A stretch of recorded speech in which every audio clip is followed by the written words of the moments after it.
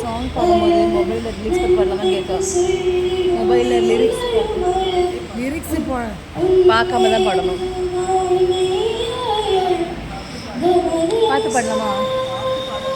பார்த்தா எல்லாரும் பார்த்தா கேட்கா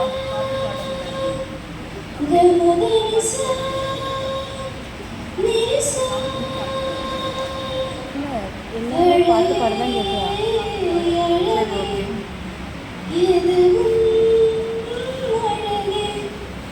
சரி, ஓகே.